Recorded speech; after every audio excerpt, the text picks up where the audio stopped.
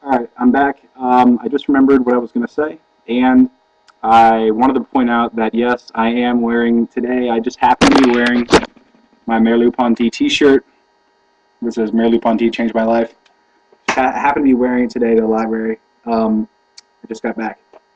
Anyway, what I remembered was I was going to bring up a topic of discussion instead of just saying, "Hey, will you guys please start talking?"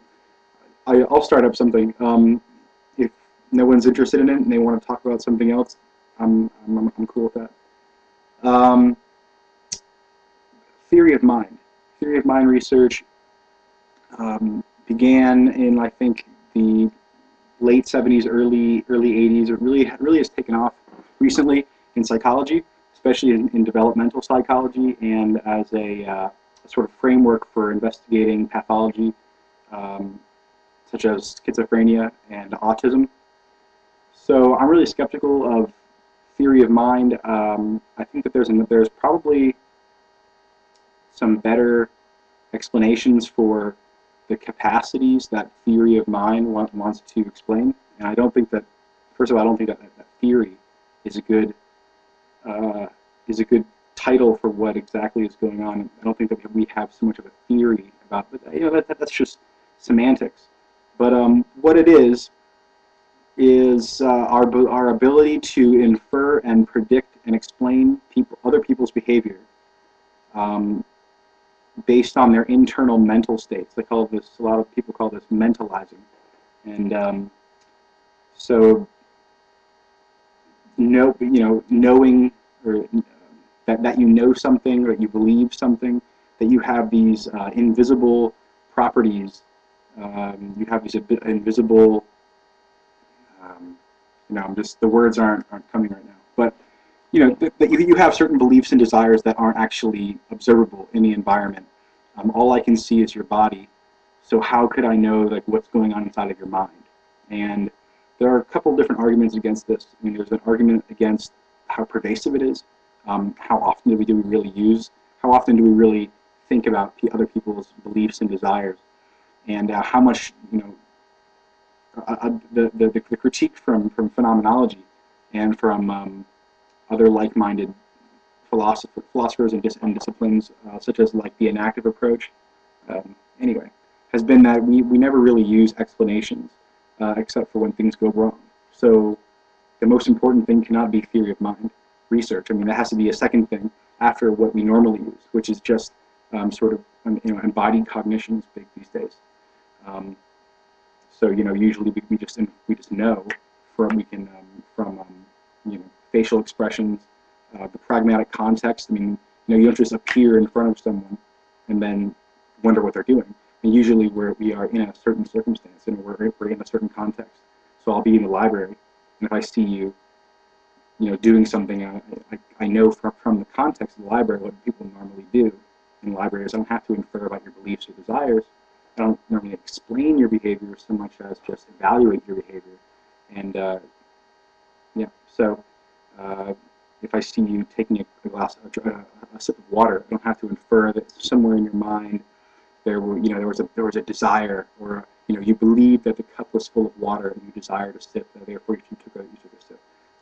That's silly. I just see you are taking a sip, or something. I mean, if it goes beyond that, it's just pretty rare. But I think it is a fair question, though. I don't want to avoid the question like Dreyfus might do. He might just say, "Oh, we just need to concentrate on absorbed coke in the environment, and that's it. That's all that we need to know for now," or something like that. I think that it would be interesting to know exactly how we do deal with breakdowns in situations such as when somebody does something completely alien, and or not completely alien, but something confusing to us, and we have to understand what's going on. Sean Gallagher is Merleau-Ponty, I guess you could say, scholar, but no, he's not a Merleau-Ponty scholar. Anyway, he's just someone that's very well informed about Merleau-Ponty and hermeneutics, and understands the embodied cognition aspect, as well as how we understand other people. And he has argued that we use narratives more often, and that narratives could be a good way that we learn to use mentalistic terminology such as belief, desires, um, and everything else. So narratives are more of a, instead of just thinking of propositions.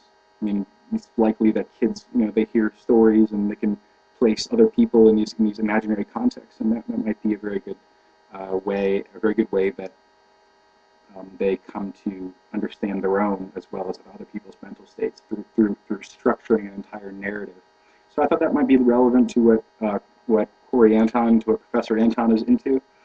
And as far as the Hollins network is concerned, I know that you guys, it seems to me that you are into you're into the spiritual thing a lot of the times, but you're also into this planetary awakening, and that a lot of that has direct relevance to how how science views people, how people view other people. I mean, how just a layperson, they read about neuroscience and things like theory of mind, and we sort of becomes a part of our vocabulary, and vocabulary generates thoughts, and thoughts generate actions, and this all feeds back into one another.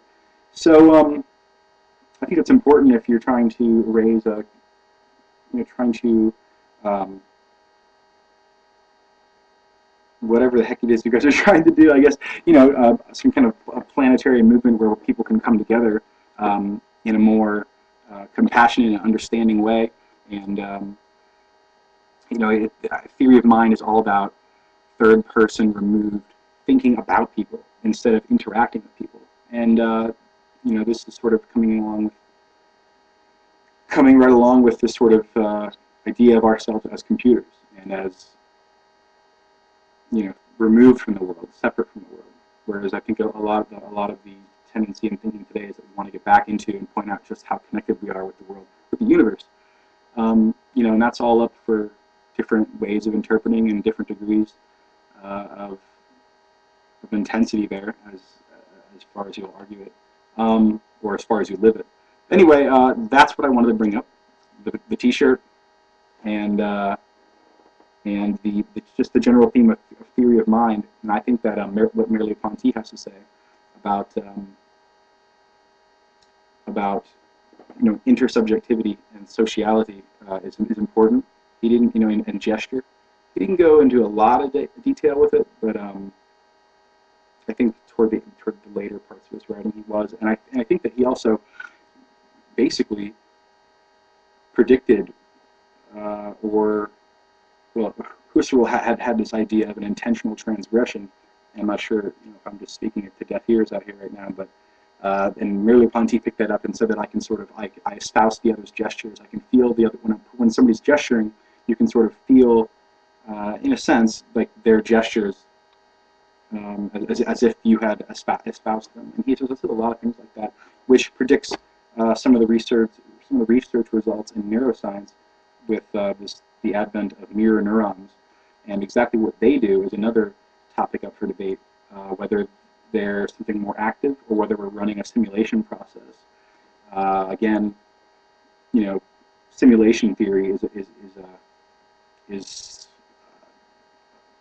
a sort of framework for understanding theory of mind, where we run simulations inside of our head to understand others. So we use our own belief and desires to run a simulation routine, and then we get an output which tells us just what they're thinking. It's very, very computer, very I don't know. I don't think it's a very good explanation, and I don't think that its other rival, theory, which is that we have a theory about people, is very good either. I think that's really abstracted from reality, and I think that it's even dangerous in a sense. Could be, and it's a waste of money if you're trying to understand, what's autism, what's schizophrenia, and you're using this. I mean, that's what people with autism are trying. That's what people with autism and schizophrenia often do.